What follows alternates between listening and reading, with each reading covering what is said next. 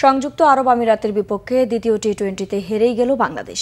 শারজায় সোমবার রাতে টাইগারদের 5 উইকেটে করা 205 রান 1 বল আগে 2 উইকেট হাতে রেখে টপকে যায় স্বাগতিকরা। টেস্ট খেলুড়ে বাংলাদেশের বিপক্ষে এটাই আমিরাতের প্রথম জয়। শনিবার প্রথম ম্যাচে সেঞ্চুরি করেছিলেন পারভেজ হোসেন। অন্যদের ব্যাটিং ব্যর্থতার পরেও বাংলাদেশ 7 উইকেটে 191 তুলে 27 রানে জয় পেয়েছিল। দ্বিতীয় ম্যাচে তানজিদ হাসান ও অধিনায়ক লিটন দাস উদ্বোধনী জুটিতে 55 বলে 90 রান জড়ো করেন।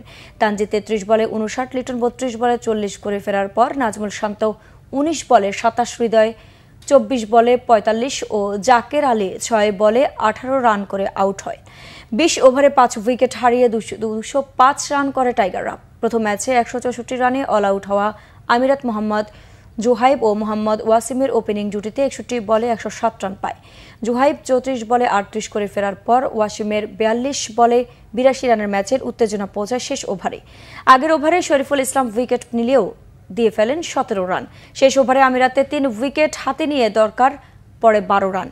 ওয়াইড দিয়ে ওভার শুরু করা তানজিম হাসান তৃতীয় বলে উইকেট নিয়ে পঞ্চম বলটি নৌ করেন।